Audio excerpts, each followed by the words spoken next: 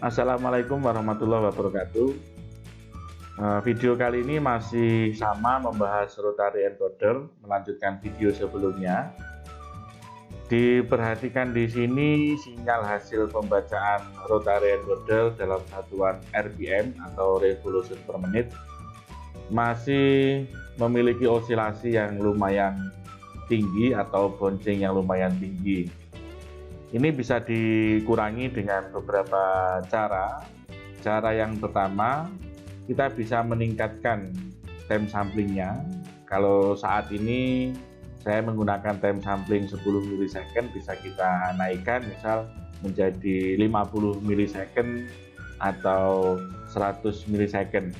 Dengan meningkatkan time sampling ini artinya waktu pembacaan, waktu countingnya, waktu perhitungan jumlah pulsa saat racingnya itu akan semakin lebar, semakin lama, sehingga jumlah pulsanya tentu akan semakin banyak, sehingga ini membuat pembacaannya akan lebih stabil, bouncingnya lebih sedikit atau osilasi naik turunnya juga lebih sedikit.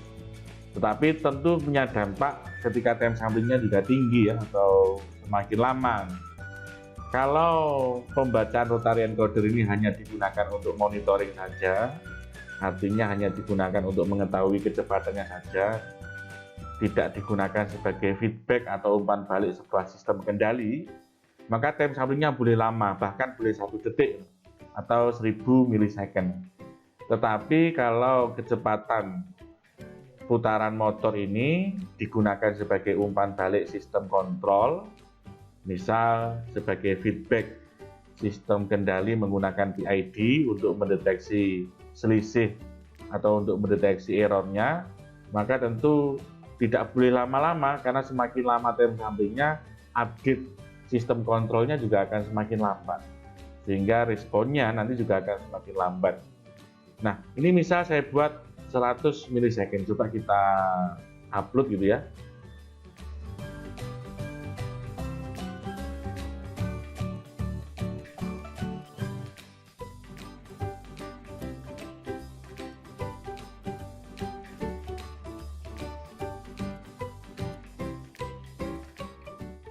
Oke, uploadnya selesai. Kita lihat serial plotter. Kita perhatikan di sini bouncingnya semakin berkurang, atau osilasi atau sinyal naik turunnya semakin berkurang dibandingkan dengan yang tadi ya. Nah, ini cara yang pertama untuk meningkatkan atau untuk mengurangi bouncing atau sinyal naik turun atau osilasi tadi. Cara yang kedua, tetap kita kembalikan ke 10 milisecond ya. Cara yang kedua, kalau kita adik-adik ingat dasar-dasar terkait dengan rotary encoder pada video sebelumnya. Jadi untuk saat ini pengukuran RPM saya masih menggunakan yang racing edge saja. Jadi saat sinyalnya berubah dari low ke high, kemudian dihitung pulsanya. Tetapi kita bisa menggunakan kedua-duanya, yaitu saat racing edge dan falling edge bisa kita hitung kedua-duanya, sehingga jumlah countingnya akan semakin banyak. Kalau yang digunakan adalah 2 channel, yaitu channel A dan channel B, maka jumlah countingnya akan semakin banyak lagi saat racing edge pada channel A dan racing edge pada channel A juga, pada channel B, kemudian falling edge pada channel A dan falling edge pada channel B, sehingga total ada 4 kali lebih banyak dibandingkan hanya dengan menghitung racing edge pada 1 channel saja. Ini bisa kita lihat di sini, resolusinya akan semakin meningkat kalau encoder tersebut hanya single channel ya. Hanya single channel, kemudian yang dideteksi hanya saat racing edge saja, maka resolusinya di sini adalah 60 derajat.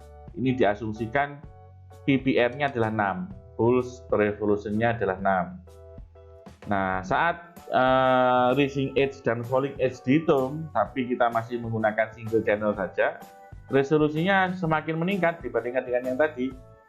Ini hanya 60, yang ini 30. Ini diasumsikan N-nya adalah 6 ya, masih sama dengan 6, jadi 2 kali 6 sama dengan 12. Kemudian jika dua channel, jadi channel A dan channel B dihitung saat rising dan falling edge, maka resolusinya akan semakin baik lagi. Jadi ini 4 kali lipatnya dibandingkan dengan yang awal, sehingga akan semakin mengurangi osilasi atau bouncing tadi. Oke, kita buat langsung ke programnya. Jadi yang program ini untuk saat ini adalah menghitung saat rising edge saja. Ini kita rubah sekarang saat ching. Saat ching, jadi ketika berubah rising maupun falling, saat berubah dari low ke high atau high ke low akan dihitung. Jadi ching ini adalah kedua-duanya ya kalau ching ya. Ching ini interrupt kedua-duanya, low to high dan high to low. Jadi perubahan sinyal dari rendah ke high akan dideteksi oleh mikro dan kemudian mikro akan menghitung. Begitu juga ketika ada perubahan sinyal dari encoder dari high ke low, mikro juga akan menghitung. Berbeda dengan yang tadi ya, kalau yang program awal atau video sebelumnya, mikro menghitung saat ada perubahan dari low ke high saja. Kalau sekarang dua-duanya, dan tidak hanya channel A yang kita hitung, channel B pun juga akan kita hitung. Ini kita copy saja biar cepat. Jadi kita aktifkan dua eksternal interrupt ya, untuk encoder channel A dan untuk encoder channel B. Kemudian habis itu ini juga akan kita buat untuk interrupt-nya atau interrupt handler-nya atau interrupt service rutinnya ya. ISR ini kepanjangan interrupt service routine. Misal di sini adalah channel A, digital read. Kita baca channel A ya. Kemudian channel B,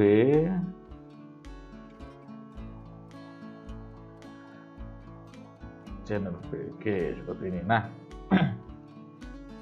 misal jika channel A high, karena ketika kita memilih di sini ching, berarti di dalam fungsi ini akan dieksekusi jika ada perubahan sinyal dari low ke high dan high ke low. Maka perlu kita cek lagi jika rising, if channel A sama dengan high, ini artinya sama dengan seperti ini ya. Nah, sama seperti ini, jadi ini boleh dihapus karena punya arti yang sama. Jika channel A high, ini masih ada dua kemungkinan, karena kita menghitung apakah rotary encoder itu berputar searah jarum jam atau kebalikannya. Kita cek di dasar teorinya ya. Jika channel A rising edge atau posisinya di sini adalah high, ada kemungkinan kalau channel B-nya high, maka dia berputar searah jarum jam. Jika rising edge atau di sininya high dan channel B-nya low, maka dia kebalikannya. Sehingga bisa ditulis di sini ya. If sekarang channel B-nya, if channel B adalah high,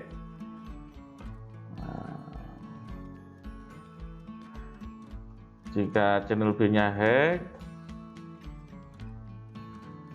dia berputar searah jarum jam. Nah, seperti ini ya. Jika channel A high dan channel B high, ya. Jika channel A high, kemudian ya true, ketika benar ini akan dieksekusi ya di dalamnya, dan dicek lagi jika channel B high, maka dia berputar searah jarum jam, pulsanya bertambah. Kebalikannya, jika channel B-nya adalah low, maka dia berputar searah jarum jam. Jadi kalau minus dikurangi 1, dia berputar berlawanan arah jarum jam. Jadi ini berputar berlawanan arah jarum jam. Jika kondisinya low, channel B ya. Jika channel B kondisinya low, maka dia berputar berlawanan arah. Tapi jika channel B berputar searah jarum jam atau kondisinya channel B adalah high, maka konflusnya bertambah. Oke, sekarang jika channel A tidak kondisi high, yaitu kondisi setelah dia rising, ya. Channel A setelah kondisi dia rising di sini, misal di sini atau di titik ini ya. Ada dua kemungkinan. Kalau channel B-nya low, maka dia clockwise. Kalau saat channel A low, habis falling ya, habis falling dan kondisinya di sini high, maka channel B, maka putaran encoder adalah counterclockwise. Oke, kita tuliskan saja di sini. Ini kita copy boleh biar cepat. Nah, jika high, jika channel A low dan channel B high, maka tadi dia counterclockwise, berarti ini minus. Ya. Jika channel A low falling, di sini low, dan channel B high, maka dia counterclockwise. Kebalikannya pasti clockwise atau searah jarum jam. Nah, ini untuk interrupt service routine encoder A.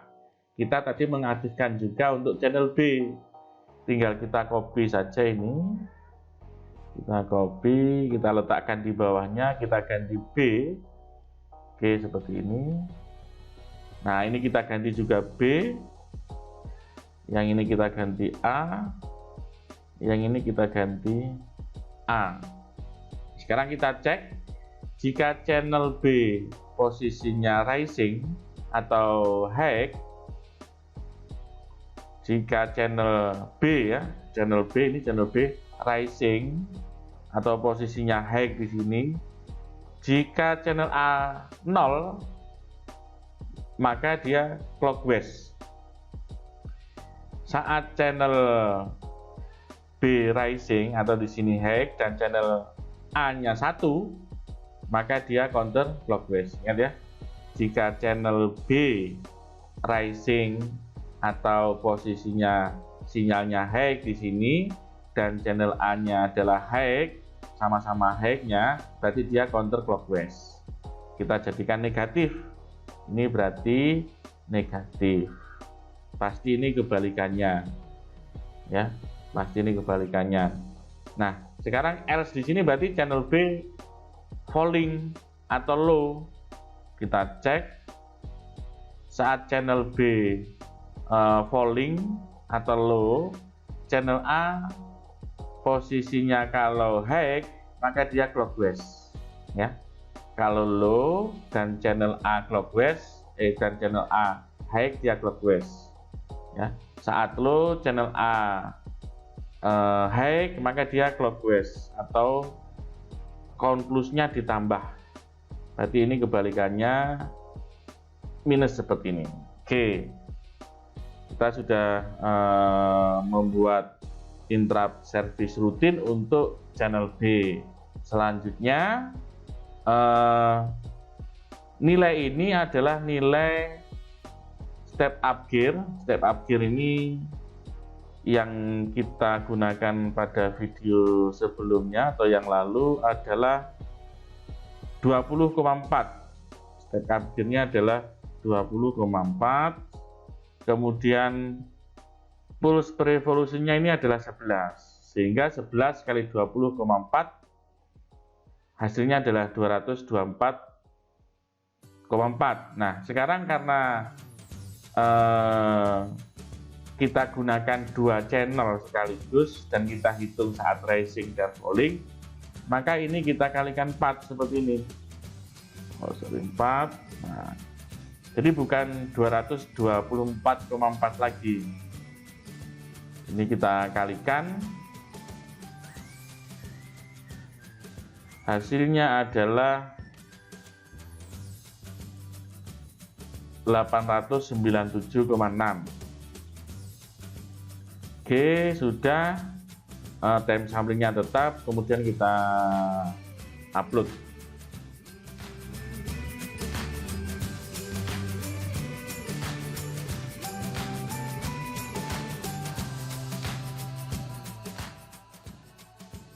Oke, ini lupa memberi inisialisasi ya. Tipe datanya, tipe datanya kita buat bold gitu ya. Tipe datanya kita buat bold, begitu juga yang ini. Kita buat bold, kita coba upload.